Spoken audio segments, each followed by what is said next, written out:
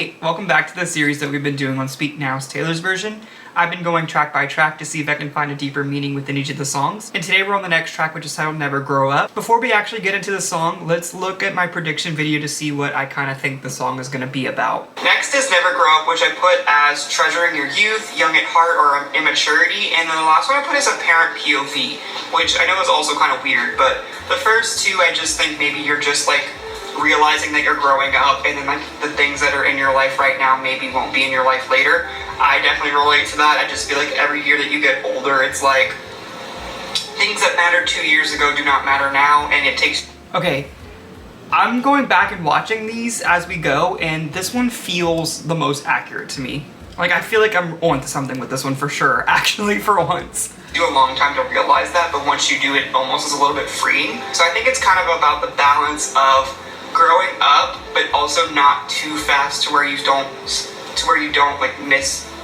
regret not living in the moment, kind of. But then my saving grace, I was gonna get there eventually, apparently. His response is a parent POV of someone giving her that advice. I still think it's all in the same realm, no matter what of the 3 bullet points. But maybe it could be someone actually giving her that advice and telling her, like, you know, live in the moment, because I feel like that could be very relevant to her, and maybe had to grow up a little bit faster than everyone else. You could definitely argue that it was obviously worth it, but there are things that maybe she missed out on in her life, and that could maybe be connected to kind of like mean with the school bullies. I don't know, but I feel like those two maybe could be connected in a way. Okay, actually, like I said, I think that's a pretty valid guess. Like, I'm gonna be very surprised if I, like, hit it on the head and, like, don't have anything to talk about in this video. Alright, but now we're gonna get into the Taylor's version. On the Patreon, we're gonna be watching a live performance and kind of looking into the original version, so if you're interested in that, you can check out the link below. But we're gonna get into this, and let's see where we go. Hey guys, I just wanted to put this up at the beginning of the video to apologize in advance that you're gonna notice at certain parts in this video, and by certain parts I mean kind of a lot of it. For some reason the video didn't have stabilization on, so it kind of like tries to refocus a lot during this video, so I really apologize that's going to be a thing. Maybe I'm just noticing it a lot more because I had to go and edit this video and it became very apparent. So maybe it's not as bad as I think it is, but I genuinely apologize for that. I wish I could redo it, but it's really hard for me to justify going back and re-recording over an hour's worth of footage. Already had heard the song, that's kind of a big part of the videos, and then just redoing it on hours of re-editing. I'm not trying to make it seem like I don't want to give you guys the best possible video, but I hope you understand that that's not going to be a reason why I re-record an entire video. So I apologize if it's not something that you can watch because of it, but if you do stick around, thank you. I'm really sorry, and I'll make sure that it's not like that all the time.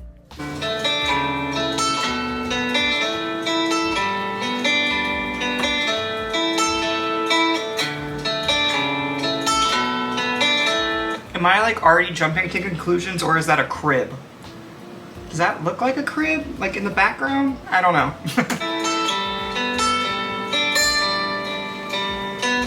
Your little hands wrapped around my finger, and it's so quiet in the world tonight. Baby finger? Your little eyelids flutter 'cause you're dreaming, so I tuck you in, turn on your favorite nightlight. To you, everything's funny. You got nothing to regret. I'd give all I have, honey, you could stay like the... Oh my god, why is this one getting to me already? I'm not even trying to be dramatic. You guys, I feel like the people that watch these videos have mostly been watching from the beginning. And I am not a crier. In the probably 150 videos I've made, there's only one Taylor Swift song that has made me kind of upset. And it was Marjorie. And I guess maybe it's like family-centered songs, but that, like, not crying, but like that was, I don't like where this is going, in the sense of I do like where it's going, it's just gonna hurt my feelings. But in the brief lyrics that we listened to so far, it says, your little hands wrapped around my finger, and it's so quiet in the world tonight. Your little eyelids flutter 'cause you're dreaming. So I tuck you into bed and turn on your favorite nightlight. To you, everything's funny. You've got nothing to regret. I'd give all I have, honey, if you could stay like that. So I think it is capitalizing on innocence that people have when you're younger, especially as a newborn or even just a young child. I feel like you come into this world where there are no expectations and you're essentially a clean slate. You know, you haven't been able to live the life that has come with the things that can knock you down a couple pegs. Like, you know, as you get into high school or just things that happen that kind of bar down your spirit a little bit, they really haven't experienced that yet. So it's just like looking at this being like, wow, this is such a pure state, I guess. I don't know. It already, I think what makes me a little like emotional is I don't have a lot of experience with children at all, trust me. But I have a niece and she's 6 years old now, and I've like gotten to watch her grow up because there's not that many kids in our family. So just seeing that really makes me think of her immediately. So that's why I think I'm like, oh no. But let's just keep listening. Oh, darling, don't you ever grow up. Don't you ever grow up. Just stay this little. Oh, exactly. Darling, don't you ever grow up. Don't you ever grow up. It can stay this simple. I won't let nobody hurt you. Won't let no one break your heart. And no one will desert you. Just try to never grow up. So was I onto something when I said parent POV? I know this can't be from Taylor's perspective as far as I understand because she doesn't have children, but it definitely does seem like it's a parent or an adult looking over a child and just thinking like, I'm gonna do whatever it takes to protect you from the world. I see your pure innocence right now, and I want you to be able to have that life where you just don't have those types of worries. I just want to keep you in this little bubble forever. I think that also comes with the reality of that that's not possible, but maybe just looking at it in a sense of like, I'm going to enjoy every moment that we have like this, because one day maybe you won't be able to protect that person from it. Because it's just hope, it's just looking at, because the lyrics just say don't ever grow up. It's just like looking at this young child being like, don't grow up, don't do it. And I always think that's a very interesting idea of not wanting to grow up, because people don't want you to grow up as a kid, like, you know, this scenario that's happening in the song right now. And then on the opposite perspective, as a kid, all you want to do is grow up. And then, and then people get mad when you grow up too quickly. Like, sometimes you can't win when it comes to growing up, but that's a whole different thing. Let's keep this just such a beautiful song.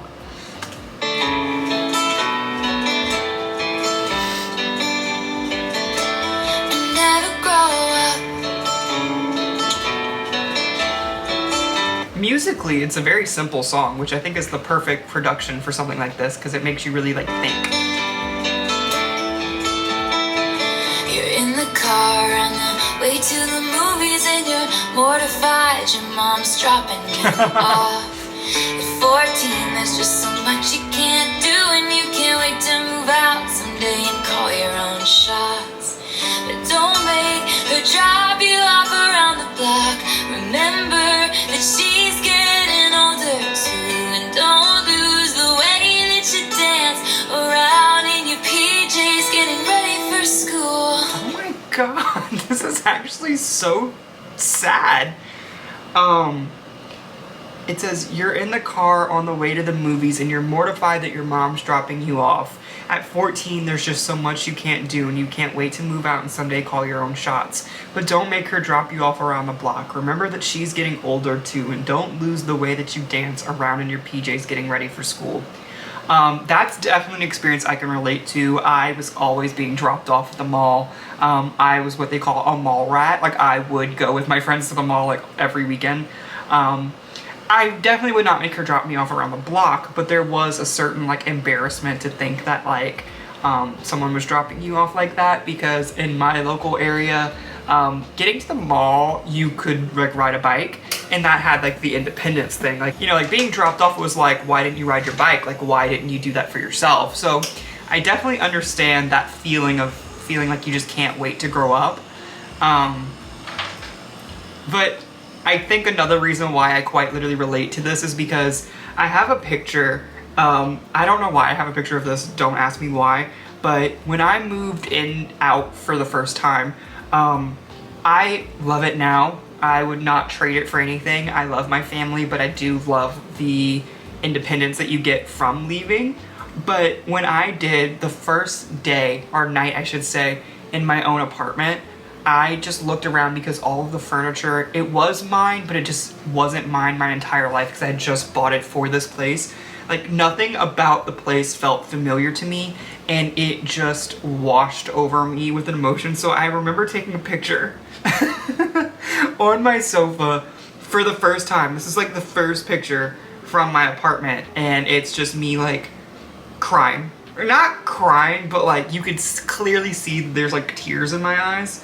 And I look back at it thinking like, oh my gosh, like now I look back and I'm thinking like, there was no reason for that. Like, you enjoy this every single day, but it's still just a very real feeling that you just get when you think that, I don't know, things are changing and like time is fleeting in a way. I was trying to find the picture. I'm not putting it on the screen because it's very embarrassing, but you can, if you can see that, it's literally just like on my sofa crying. But that's besides the point. I just definitely think this is a thing to relate to. It's also a scary thought, just kind of thinking about your parents and grandparents getting older and how one day, you know, they won't be around. And I hate the time is fleeting thing. Oh, darling, don't you ever grow, don't you ever grow, just stay this little. Oh, darling, don't you ever grow, don't you ever grow, it can stay this simple, and no one's ever burned you, nothing's ever left you scarred, and even though you want to, just try to never grow up. I think what's interesting between the choruses, if I'm having that right, is in the last one she said, I won't let no one break your heart and no one will desert you. So if we're thinking about it in like a timeline way of how you go through different experiences as you get older, no one will desert you kind of makes me think of a little bit when you're younger. And not everyone is guaranteed a 2-parent household, of course. So maybe it's thinking about it in a perspective as a childhood, getting the family unit that is perceived as like the norm. So that's what I would assume is like no one will desert you.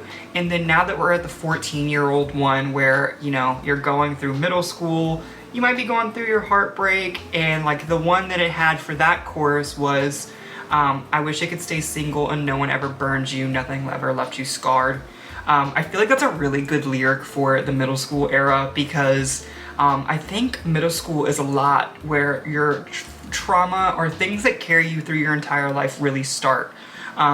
Whether it's a complex or just things that get ingrained to you at the time when you're growing up in that stage of life, it sticks with you and it's something that's really hard to shake because I feel like a little bit by the time you're in high school, it still happens, but you've come into your own a little bit in the sense where you can like shake off certain things. But middle school, you're coming from nothing, like with like elementary school and like no one was, bullying happens there too, but like, I don't know, just something about middle school really makes sense for no one's ever burned you and nothing ever left you scarred. Because I think about middle school and like, that's gonna be the first time that your friends that you thought were your friends are gonna ditch you. Like you're gonna experience your first heartbreak and the things that you never thought would happen start happening. So I really, really like that lyric and how it connects to what I would assume is the time periods for it.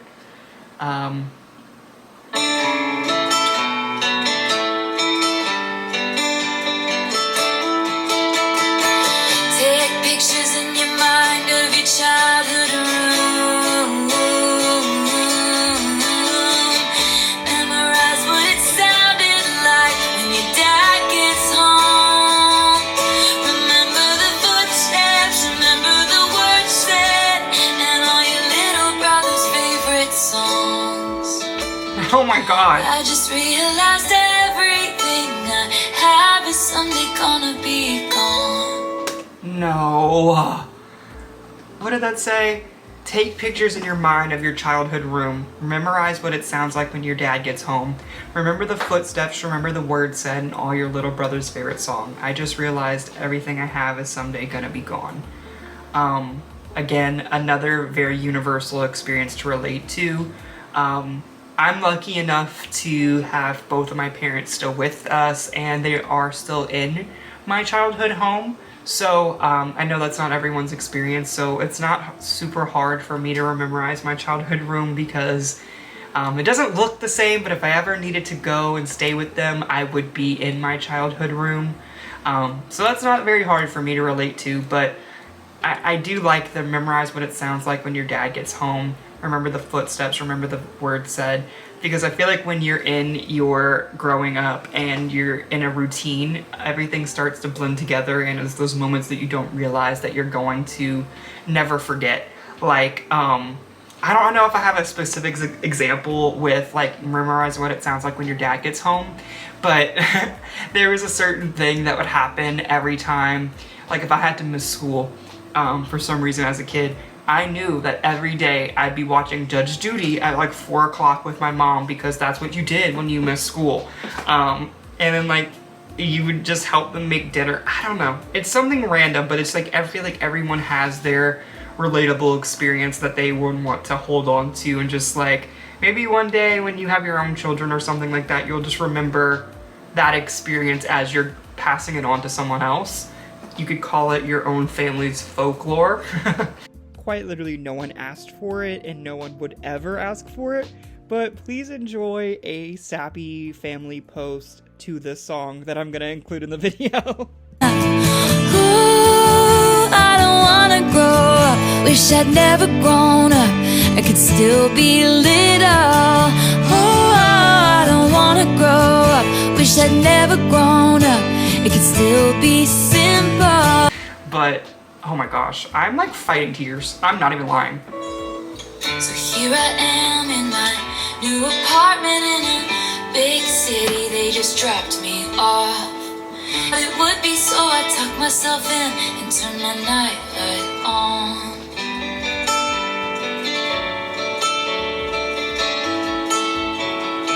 Wish I'd never grown up. Ooh, the Taylor Swift twist. Does that mean like it wasn't necessarily a parent POV, it was maybe Taylor or the narrator just seeing someone youthful and seeing a person in different stages of life, and she remembers where she was at in those times and just wishing that she would have like captured those moments better or lived more in the moment, because now she's sitting here in her apartment and just like having that existential crisis that apparently everyone has, just thinking about like how your life is changing, mostly probably for the better, but at the same time it still just comes with the feelings of like, I will never be that young again, I will never live with my parents, or I'll never live with my siblings again. That's something that I think about a lot, because my family's very close, and we haven't lived together in a very long time because my sister is almost 10 years older than me, so there was only a very brief time where we actually all did. But it's things that I wonder about now that I'm like, wow, I wish I would have been more in a consciousness of like memorizing what that's like. Wish I'd never grown up. Such a beautiful song. I don't wanna grow up. Wish I'd never grown up. I could still be little. Oh, I don't wanna grow up. Wish I'd never grown up. It could still be simple. Oh, darling, don't you ever grow up. Don't you ever grow up. Just stay this little. Oh, darling, don't you ever grow up. Don't you ever grow up. Could stay this simple. Won't let nobody hurt you. Won't let no one break Ooh, I really love the background vocals in this one. It really adds to the feelings that you're getting. your heart. And even though you want to, please try to never grow.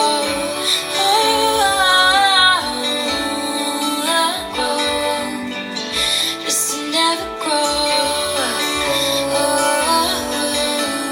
Never